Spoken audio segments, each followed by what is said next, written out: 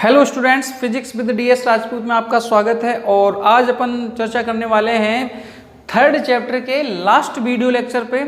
Third chapter आपका चल रहा है विद्युत विभव। ओके, तो विद्युत विभव का आज ये लास्ट टॉपिक है, लास्ट वीडियो है। इसके बाद अपन बात करेंगे फोर्थ चैप्टर की, ठीक है ना। फोर्थ चैप्टर आपका विद्युत धारिता। पहले आज इसकी बात कर लेते हैं। और चल क्या रहा आपका बता चुके हैं, आपको पहला चैप्टर कंप्लीट हो गया, न्यूमेरिकल भी कंप्लीट करा दिए, दूसरा चैप्टर भी कंप्लीट हो गया, न्यूमेरिकल कंप्लीट करा दिए, और ये तीसरा चैप्टर आज आपका कंप्लीट हो जाएगा थ्योरी में, ठीक है ना। और इसके न्यूमेरिकल हम जो आपको धीरे धीरे करवाते रहेंगे, और थ्योरी में हम स्टार्ट कर लेंगे चौथा चैप्टर। चौथे चैप्टर का नाम क्या है? विद्युत धारिता। ओके, तो चलिए आज का जो टॉपिक है इस चैप्टर का वो लास्ट टॉपिक है, और वो लास्ट टॉपिक है क्या आपका? स्थितिज ऊर्जा, या फिर पूरा नाम लिख दो इसका विद्युत स्थितिज ऊर्जा।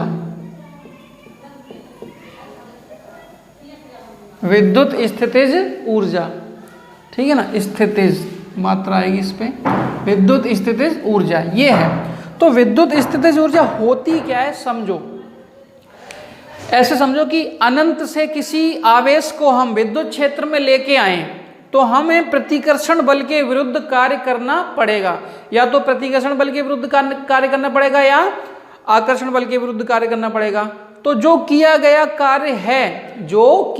कार्य है वो उस आवेश में या उस सिस्टम में स्थितिज ऊर्जा के रूप में, विद्युत स्थितिज ऊर्जा के रूप में संचित हो जाएगा। देखो कैसे, जैसे मान लो इस एरिया में विद्युत क्षेत्र है, ठीक है ना। इस एरिया में क्या है? विद्युत क्षेत्र है, और यहाँ कहीं अनंत है, और यहाँ से हम कोई आवेश लेके आ रहे हैं, ठीक है ना।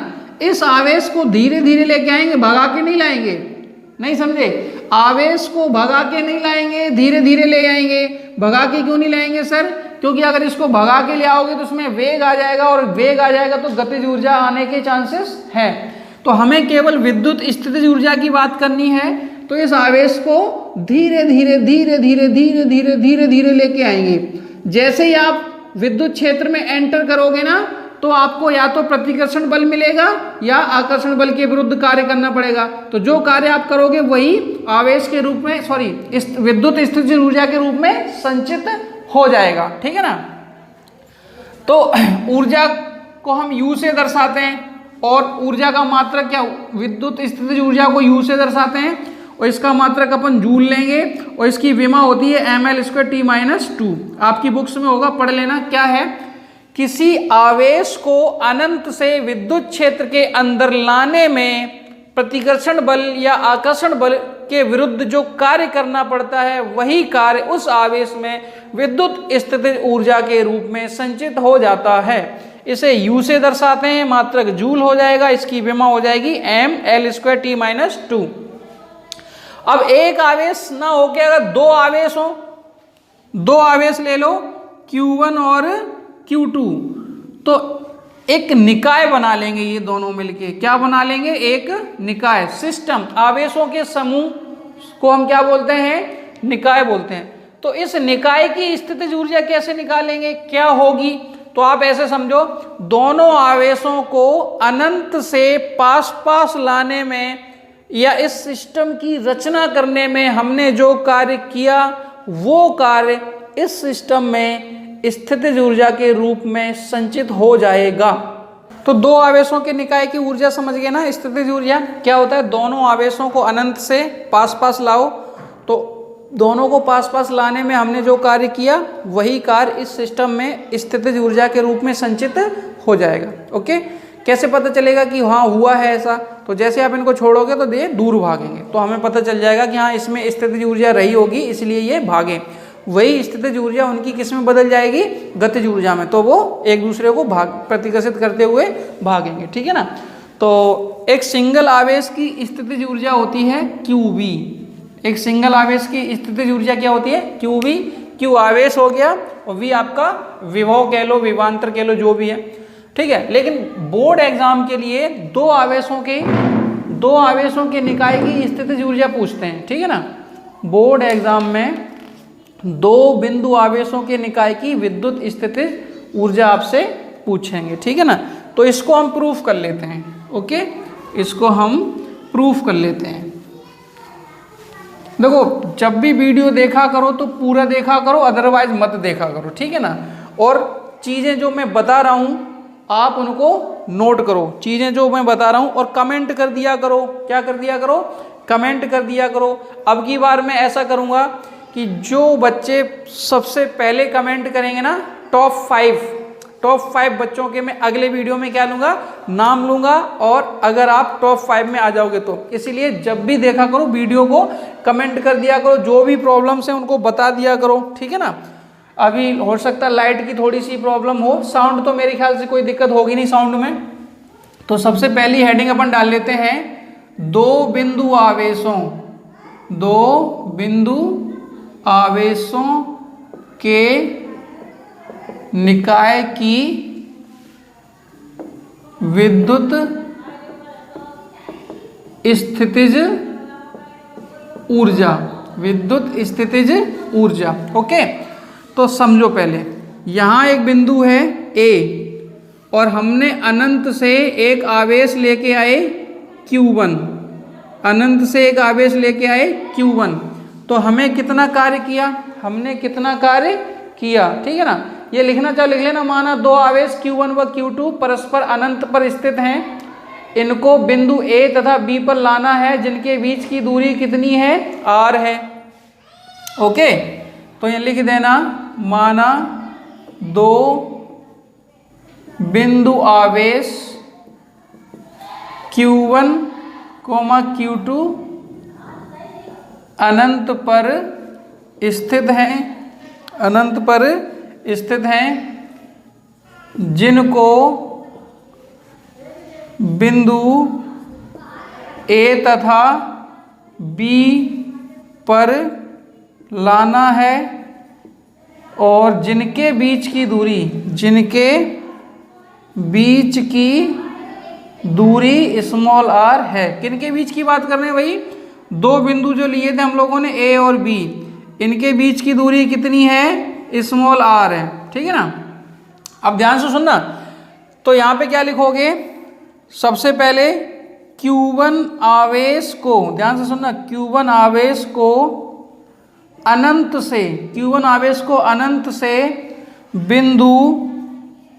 से बिंदु A तक लाने में किया गया कार्य कितना होगा भाई? W1 बराबर 0। किया गया कार्य कितना होगा? W1 बराबर 0। अब आप सोच रहे हो सर कोई कार्य नहीं किया हमने, W1 बराबर 0। समझो, यहां बिंदु A पर कोई आवेश नहीं था, बिंदु B पर भी कोई आवेश नहीं था, तो इस एरिया में किसी भी प्रकार का कोई विद्युत क्षेत्र नहीं है। तो हमेशा याद रखो, जब तक हम किसी आवेश को विद्युत क्षेत्र के अंदर नहीं ले जाएंगे तब तक हमने कोई कार्य नहीं किया। तो अनंत से जब हम Q1 आवेश को बिंदु A तक लेके आए तो हमने कोई कार्य नहीं किया, तो W1 बराबर क्या हो जाएगा? 0। फिर इसके बाद हम यहाँ अनंत से दूसरा आवेश लेके आए Q2, तो आप क्या लिखोगे? Q2 आवेश को, ध्यान सुनना, Q2 आवेश को अनंत से बिंदु B तक लाने में किया गया कार्य। अब यहां कार्य करना पड़ेगा, यहां के कार्य को हमने क्या मान लिया? W। अब ध्यान से सुनना, तीसरे चैप्टर की स्टार्टिंग हम लोगों ने यहां से करी थी, V बराबर W/Q, तो फिर W क्या हो जाएगा यहाँ पे? VQ। W क्या हो जाएगा? VQ। अब ध्यान से सुनना, ये जो Q है ना, ये वो आवेश है जिसको हम लेकर आ रहे हैं, और V जो है ना, विभव, ये वो विभव है जो पहले से ही वहां मौजूद है। अब ध्यान से सुनना, Q2 को जब हम अनंत से B तक लेकर आए थे तो ये Q2 आवेश किसके विद्युत क्षेत्र में आया? Q1 के आवेश में। नहीं समझे? ये जो Q1 आवेश आ चुका है ना पहले से ही, इसका अपना चारों ओर विद्युत क्षेत्र होगा। जब हम Q1 को लेके आए थे तब कोई नहीं था, जब हम Q2 को लेके आए तो यहाँ Q1 पहले से ही बैठा है, तो इसके अपने चारों ओर ये विद्युत क्षेत्र उत्पन्न होगा। तो Q2 जो है ना किसके विद्युत क्षेत्र में आया, Q1 के, तो V किसका होगा, Q1 का होगा। V किसका होगा, Q1 का। तो फिर W2 कैसे निकालोगे, कैसे लिखोगे, तो हम यहाँ लिखेंगे Q1 के कारण बिंदु B पर विभव, ठीक है ना, ये तो V हो गया, Q1 के कारण बिंदु B पर विभव। और कौन सा आवेश लेके आ रहे हो आप, Q2 को लेके आ रहे हो। कौन से आवेश को लेके आ रहे हैं, Q2 के। हमने क्या कहा था, ये वो आवेश होता है जिसको हम लेकर आए हैं, किसको लेकर आए हो, Q2 को। और V कौन सा है, जो पहले से ही वहां मौजूद है आवेश, उसकी वजह से V, ठीक है ना। तो आपने Q1 देखा ना, Q1 कैसा आवेश है, बिंदु आवेश। तो बिंदु आवेश की वजह से विभव कितना होता है, KQ/R। बिंदु आवेश की वजह से विभव कितना होता है, KQ/R। साइड चली जा रही थोड़ी सी, बार बार, कोई दिक्कत नहीं, चलो कंटिन्यू करते हैं अपन। तो जो Q2 आवेश है ना, उसको हम जब B तक लेके आए ना, तो हमने W2 कार्य किया, फॉर्मूला यही लगाया, W = VQ, ओके। और V क्या है, किसकी वजह से होगा, V Q1 के कारण, यहाँ पे Q1 के कारण बिंदु B पे जो विभव होगा वो विभव लेंगे, और Q2 आवेश को लेके आए तो यहाँ पे क्या लोगे, Q2। तो अब Q1 के कारण विभव क्या होगा बिंदु P पर, तो Q1 जो है ना बिंदु आवेश है, और बिंदु आवेश के कारण विभव होता है KQ/R। तो ये W2 हो जाएगा आपका, W2 हो जाएगा KQ1/R, और यहाँ पे क्या, Q2। तो W2 हो जाएगा आपका KQ1 Q2/R। K का मान लिखना चाहो लिख दो, K का मान होता है 1/4πε0 Q1 Q2/R।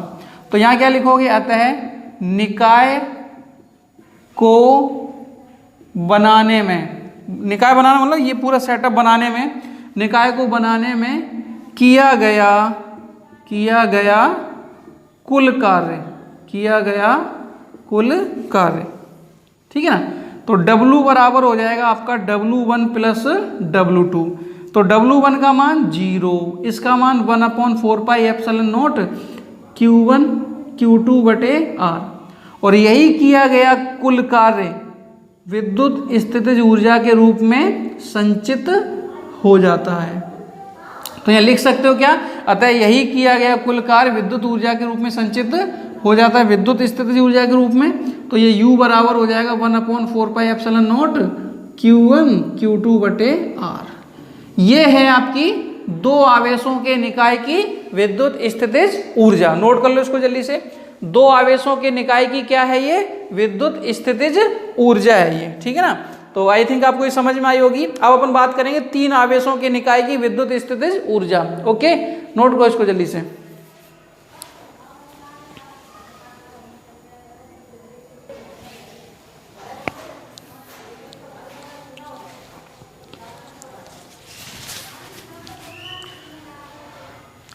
ठीक है, अब हम बात करेंगे तीन आवेशों के निकाय की स्थितिज ऊर्जा। तीन आवेश, जैसे अभी हमने दो की निकाली थी ना, वैसे तीन की निकालेंगे। मान लो कि भाई हम तीन आवेशों से हमने त्रिभुज बना लिया। क्या बना लिया, तीन आवेशों को हम अनंत से लेकर आए और हमने उनको एक त्रिभुज के रूप में एक निकाय बना लिया, ठीक है ना। इसको A मान लो, इसको B मान लो, इसको C। A पे रख लिया हमने Q1, B पे रख लिया Q2 और C पे रख लिया Q3। और ये तीनों आवेशों को हम कहाँ से लेकर आए, अनंत से लेकर आए। अब यहाँ देखो Q1 और Q2 के बीच की दूरी को हमने मान लिया R12, Q2 और Q3 के बीच की दूरी को मान लिया R23, और Q1 और Q इसको मान लो R13। ऐसा क्यों माना, ऐसा क्यों माना, तो इसके पीछे भी एक रीजन है, हम आपको समय रहते हुए बता देंगे, ठीक है ना। अब इस पूरे निकाय की विद्युत स्थितिज ऊर्जा क्या होगी, तो वही अपना पुराना स्टेटमेंट। सबसे पहले आप किसको लेकर आए, Q1 को। तो यहाँ पे लिखेंगे अपन क्या, Q1 आवेश को अनंत से बिंदु A तक लाने में किया गया कार्य क्या होगा, W1 बराबर 0। क्यों 0 भाई, क्योंकि जब हम Q1 को लेके आए थे तब यहाँ पर आसपास कोई आवेश नहीं था, ना कोई विद्युत क्षेत्र था। फिर उसके बाद तथा Q2 आवेश को अनंत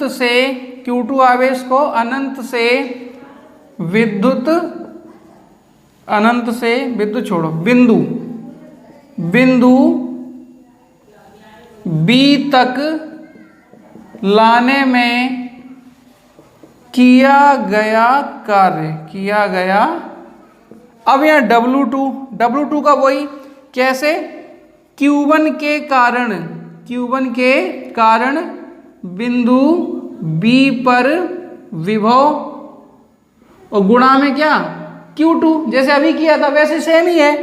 तो Q1 के कारण विभव क्या हो जाएगा के Q1/R, दूरी होती थी ना, तो दूरी कितनी है R12 और यहाँ गुणा में क्या है Q2, गुणा में Q2, तो ये W2 हो गया।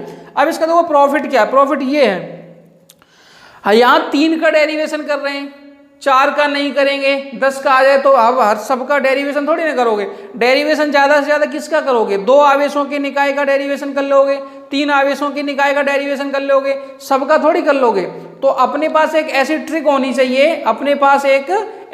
होनी चाहिए, जिससे जो है ना हम क्या करें, सूत्र बना सकें, डायरेक्ट फॉर्मूला बना सकें। तो हमने ये ट्रिक बना ली क्या, कि ऊपर आवेश अगर Q1 Q2 लेओगे ना तो नीचे दूरी क्या होगी R12। इसी तरह जब आवेश Q2 Q3 लेओगे ना तो दूरी क्या होगी R23 होगी। समझ गए। अब हम किसको लेके आएंगे, Q3 को। तो यहाँ पे क्या लिखोगे, और Q3 आवेश को, पूरी लाइन लिख देना, मैं नहीं लिख रहा, पूरी यही लाइन लिख लेना। Q3 आवेश को अनंत से बिंदु C तक लाने में किया गया कार्य। तो क्या हो जाएगा ये W3, कैसे लिखोगे। अब बताओ, जब हम Q3 लेके आ रहे हैं ना, Q3 लेके आओगे ना, तो यहां विद्युत क्षेत्र किसकी वजह से होगा, Q1 की वजह से या Q2 की वजह से। ध्यान करो, जब हम Q2 को लेके आए थे तो विद्युत क्षेत्र Q1 की वजह से था। अब हम Q3 को लेके आ रहे हैं तो विद्युत क्षेत्र किसकी वजह से होगा, Q1 की वजह से या Q2 की वजह से, दोनों की वजह से। किसकी वजह से, दोनों की वजह से। तो यहाँ पे जो विभव होगा वो भी दोनों की वजह से होगा। तो फिर यहाँ पे क्या लिखेंगे, Q1 व Q2 के कारण बिंदु C पर विभव, और गुणा में क्या लिखोगे Q3, गुणा में क्या लिखोगे Q3। तो अब इसकी वजह से, Q1 की वजह से विभव क्या होगा KQ1, और यहां से यहां तक की दूरी R13 प्लस KQ2, और यहां से यहां तक की दूरी R23। अब प्लस क्यों लगाया, प्लस इसलिए लगाया क्योंकि यहां पर जो विभव है वो किसकी वजह से, Q1 की वजह से भी और Q2 की वजह से भी। तो दोनों की वजह से विभव है, विभव अदिश राशि है। तो हम टोटल विभव कैसे निकालेंगे, दोनों के विभव को जोड़ के, ये टोटल विभव हो गया।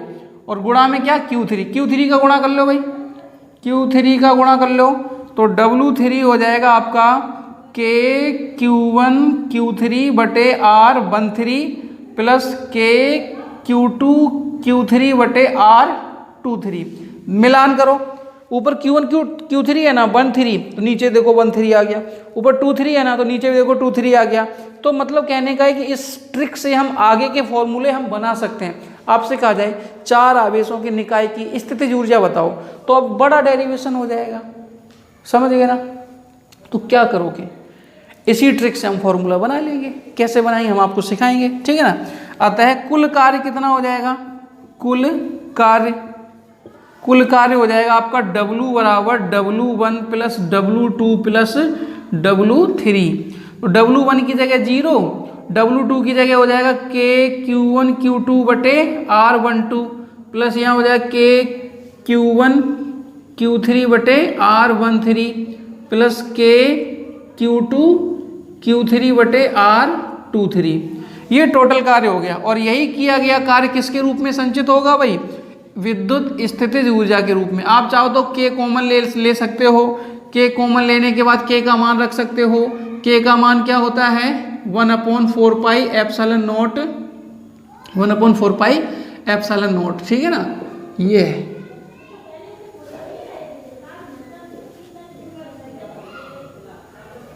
तो ये हो गई आपके 3 आवेशों के निकाय की स्थितिज ऊर्जा।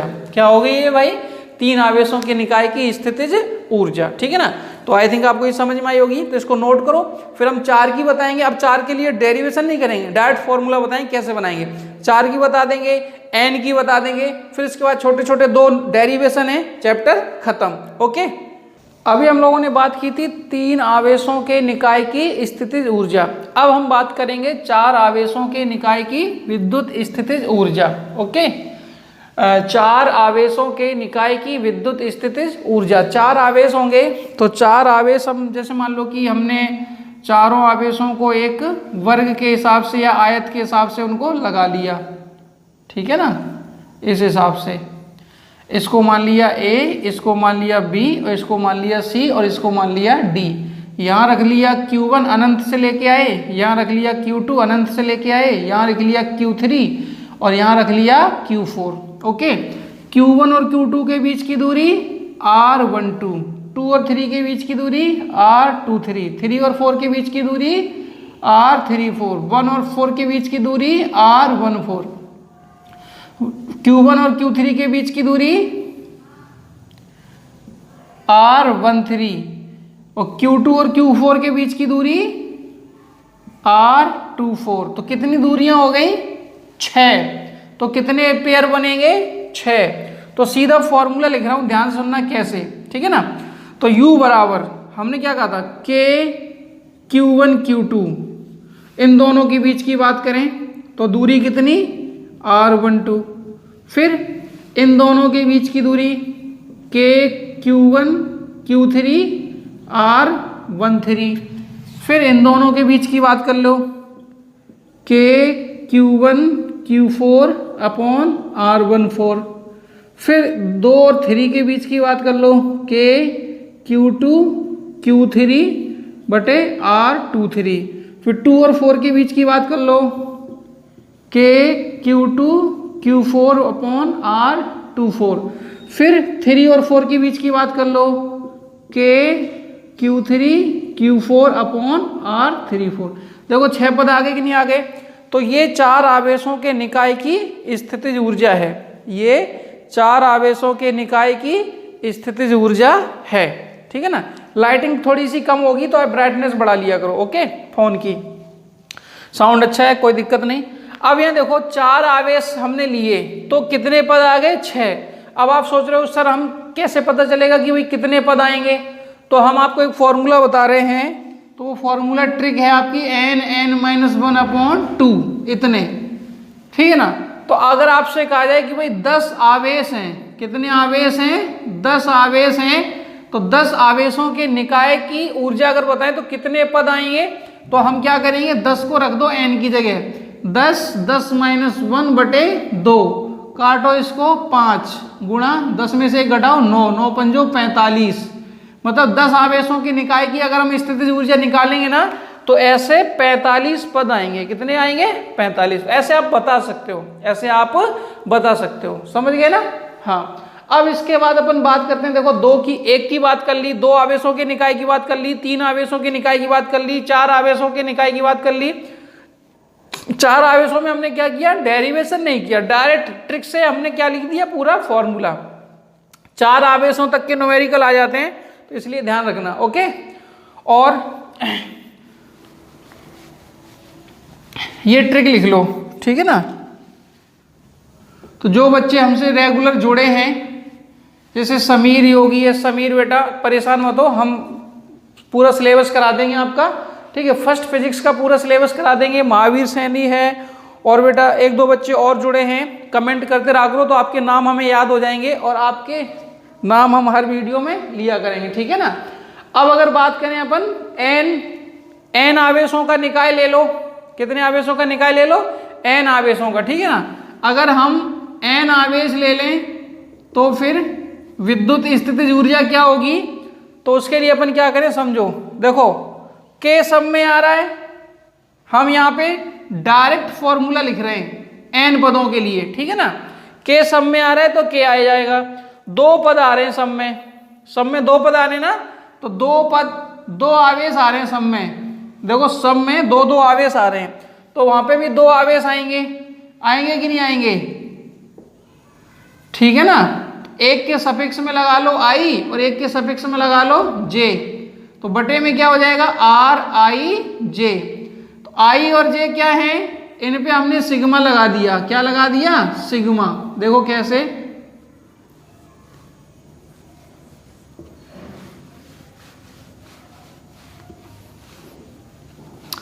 U बराबर, देखो सिग्मा क्या, सिग्मा का काम क्या है। अब आपको पता है कि भाई 4 आवेश लिए तो 6 पद आ गए, n आवेश लोगे तो इतने पद आएंगे, n-1 बटे 2। अब इतने पद हम नहीं लिख पाएंगे ना, या तो मान लो 6 थे हमने लिख दिए, बट इतने सारे पद हम नहीं लिख पाएंगे। तो उसके लिए हमें क्या करना पड़ेगा, ये ऐसे सिग्मा में लिख दो इस फॉर्म को। एक को लिख दो i का मान 1 से लेके n तक, और एक को लिख दो i का मान j का मान 1 से लेकर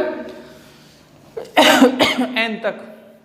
अब ध्यान से सुनना, i का मान 1 रखोगे, j का मान 1 रखोगे तो Q1 आ जाएगा। इसमें तुम्हें कहीं सेम आवेश दिख रहे हैं, Q1 Q2 Q3 नहीं दिख रहे हैं ना, सब अलग अलग है।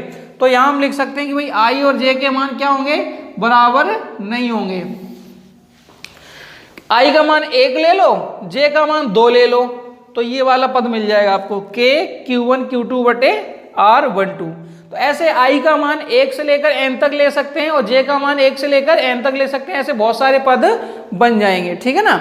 अब इसमें एक प्रॉब्लम और है। एक प्रॉब्लम तो ये है, हमने दूर कर दी कि भाई i का मान j के बराबर नहीं हो सकता। क्यों नहीं हो सकता, अगर i का मान 1 ले लोगे, j का मान भी 1 ले लोगे ना, तो Q1 हो जाएगा। i का मान 2 ले लो, i और j का मान भी 2 ले लो, Q2 हो जाएगा। i का मान 3 ले लो, j का मान भी 3 ले लो, Q3 हो जाएगा। हो जाएगा नहीं हो जाएगा।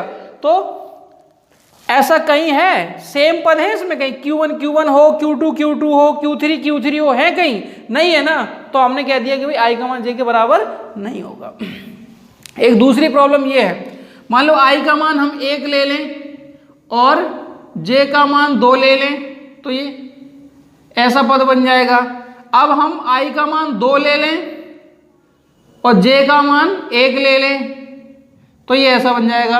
अब बताओ, ये चीज और ये चीज एक ही है या अलग अलग, ये चीज और ये चीज एक ही है या अलग अलग, एक ही है, समझ गए ना। जबकि ये वैलिड कंडीशन है और ये भी वैलिड कंडीशन है।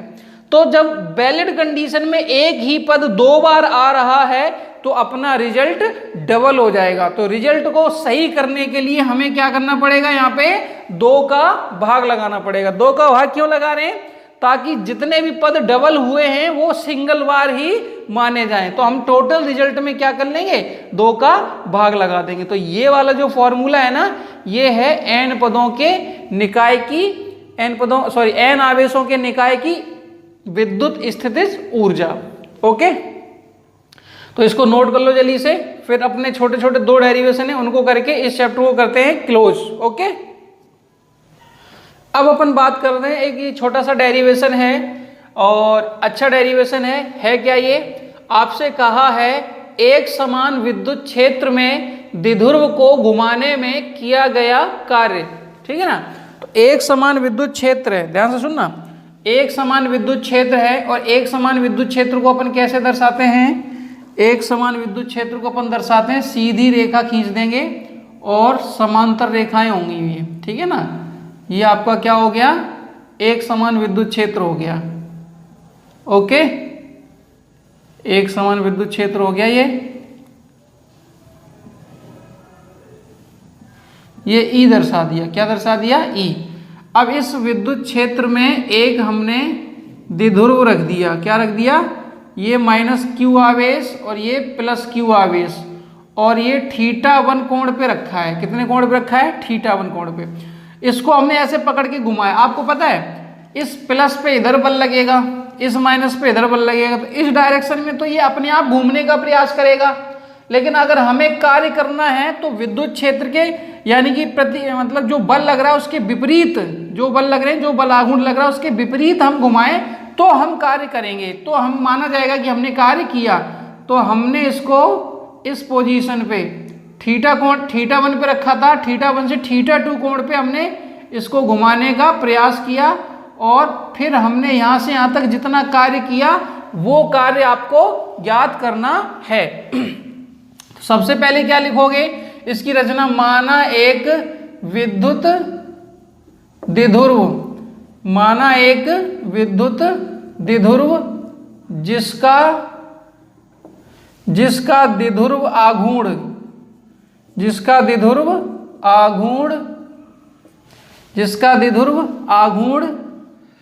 P है, एक समान विद्युत क्षेत्र E में थीटा कोण पर स्थित है। अब आप कहोगे सर आपने कहा था θ1 पे रखा है, θ2 तो घुमाया है। बेटा θ1 से θ2 घुमाया है, लेकिन ये चीज अलग है, ठीक है ना। क्या कि मान लो वो थीटा कोण पे रखा होता तो द्विध्रुव आघूर्ण क्या होता, तो बल आघूर्ण कोण पर स्थित है, तो द्विध्रुव पर लगने वाला बल आघूर्ण, तो ये आपको एक के चैप्टर में हमने करवाया हुआ है। टाउ बराबर होता है पीई साइन थीटा, टॉ बराबर क्या होता है, पीई साइन थीटा, टॉ बराबर पीई साइन थीटा, समझ गए ना। कुछ लोग टाउ बोलते हैं इसको, कुछ लोग टॉ बोल देते हैं, ठीक है ना। तो टॉ बराबर पीई साइन थीटा ये है। ये एक के चैप्टर में हमने डेरिवेशन करवाया हुआ है। ये बल आघूर्ण इस विद्युत द्विध्रुव पर कार्य करता है अपने आप, मतलब रखा होगा तो ये इधर घूमने का प्रयास करेगा, इधर, समझ गए ना, क्योंकि इस पर बल इधर लग जाता है, इस पे इधर लग जाता है, तो ये इधर घूम रहा है, लेकिन हमने इसको जबरदस्ती इधर घुमाया है तो हमने कार्य किया, वही कार्य हमें निकालना है। अब ये वाला जो बल आघूर्ण है ये विद्युत द्विध्रुव को विद्युत क्षेत्र की दिशा में संरेखित करने का प्रयास करता है। अगर हमें विद्युत द्विध्रुव को अन्य किसी कोण पे घुमाना है तो हमें कार्य करना पड़ेगा। तो मान लो कि ये थीटा कोणीय स्थिति से, मान लो सबसे पहले इसमें कि थीटा कोणीय स्थिति से द्विध्रुव को थीटा कोणीय माना चाहो तो मान लो, माना थीटा कोणीय स्थिति से द्विध्रुव को अल्प कोणीय विस्थापन डी थीटा देने में किया गया कार्य। अब ध्यान से सुनना, कार्य बराबर होता है बल गुणा विस्थापन, कार्य बराबर होता है W बराबर बल गुणा विस्थापन। ध्यान से सुनना। अब अगर बल की जगह बल आघूर्ण आ जाए, बल की जगह क्या आ जाए, बल आघूर्ण, तो विस्थापन की जगह कोणीय विस्थापन हो जाएगा। तो किया गया कार्य dW बराबर हो जाएगा टाउ डी थीटा।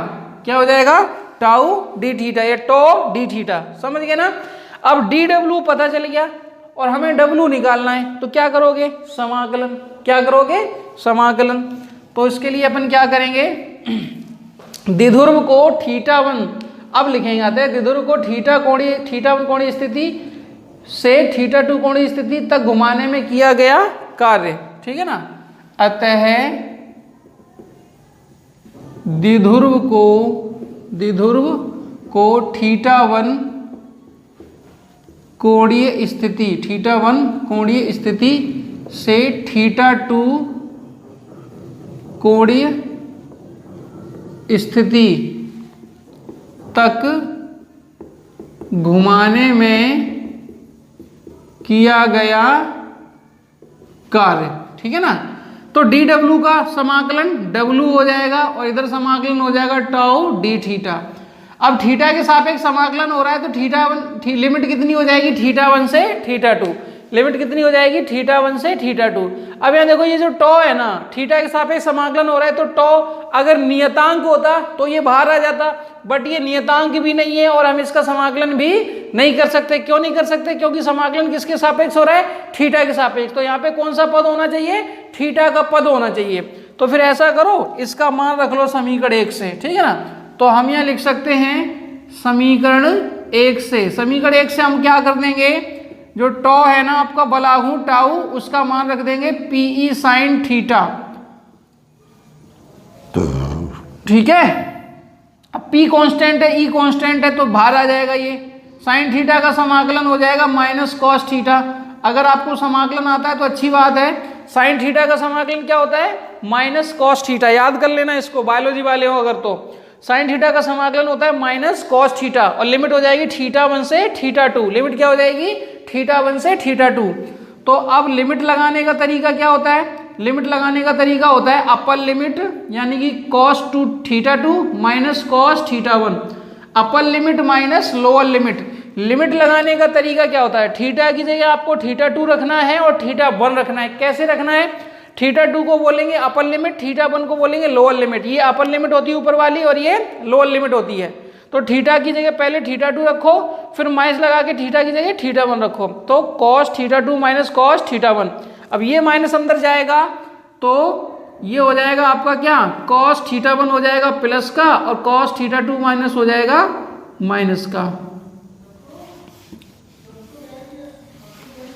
ठीक है, तो ये हो गया आपका क्या, द्विध्रुव को घुमाने में किया गया कार्य। इसको नोट कर लो जल्दी से, फिर इसकी विशेष स्थितियां बताते हैं तुम्हें। ठीक है,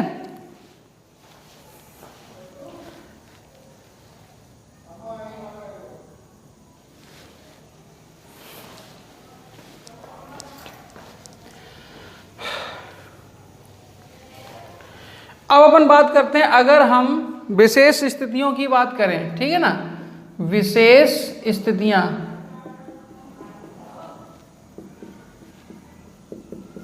तो विशेष स्थितियां क्या होंगी, जैसे नंबर 1 में अगर हम कहते हैं कि भाई θ1 बराबर 0 और तथा θ2 बराबर θ ले लें। θ0 जो है ना स्थायी साम्यावस्था कहलाती है। अगर हम द्विध्रुव को स्थायी साम्यावस्था से θ कोण तक घुमाएं तो कार्य कितना होगा, तो W बराबर हो जाएगा, क्या था, PE cos θ1 था ना, θ1 की जगह 0 रख देंगे, माइनस θ2 की जगह θ रख देंगे, और cos 0 का मान 1 होता है, तो ये बच जाएगा PE 1 माइनस cos θ। ठीक है ना, ये हो गई एक विशेष कंडीशन इसकी। सेकंड नंबर में अगर हम कहें कि भाई यदि θ1 आपने 0 ले लिया और θ2 कितना ले लिया 90, तो फिर W कितना हो जाएगा भाई, तो ये हो जाएगा PE, सबसे पहले क्या होता है cos θ1 की जगह 0 तो cos 0 माइनस फिर cos θ2 की जगह 90 तो cos 90। cos 90 का मान 0 होता है, cos 0 का मान 1 होता है, तो ये W बराबर क्या हो जाएगा, PE गुणा 1 का गुणा करोगे तो PE ही बचेगा। तीसरी कंडीशन में अगर कहें अपन कि यदि θ1 बराबर 0 और तथा θ2 बराबर कितना 180, तो W बराबर कितना बच जाएगा, PE cos 0 माइनस cos 180। अब इसको जचाओ भाई, cos 0 का मान 1, cos 180 का मान -1 होता है, cos 180 का मान -1 होता है ना, तो ये माइनस माइनस प्लस हो जाएगा, तो हो जाएगा PE 1 + 1, तो ये हो जाएगा 2PE। ऐसी सिचुएशन में मैक्सिमम होती है ऊर्जा, स्थितिज ऊर्जा कैसी होती है, मैक्सिमम होती है। ओके, तो आई थिंक आपको ये विशेष स्थितियां भी समझ में आई होंगी, इसको नोट कर लो, फिर अपने अगले डेरिवेशन पे चलते हैं, फिर आपका ये चैप्टर कंप्लीट हो जाएगा। ओके, अब अपन बात करते हैं इस चैप्टर के लास्ट टॉपिक पे, और इसमें कह रहे हैं कि विद्युत द्विध्रुव की स्थितिज ऊर्जा बताओ। तो अभी अभी हम लोगों ने कार्य निकाला था ना, वही सेम डेरिवेशन आप कर सकते हो। आपको पता है कि कभी भी ऊर्जा निकाली जाए तो हम लोग क्या निकालते हैं, कार्य निकालते हैं। तो कार्य निकाली चुके वही ऊर्जा हो जाएगी। बाकी हम थोड़ा सा 2-4 स्टेप बताते हैं इसके। एक समान विद्युत क्षेत्र दर्शा लेना, ठीक है ना, इस हिसाब से, और ये आपने एक रख दिया विद्युत द्विध्रुव, इधर माइनस का Q आवेश, इधर प्लस का Q आवेश।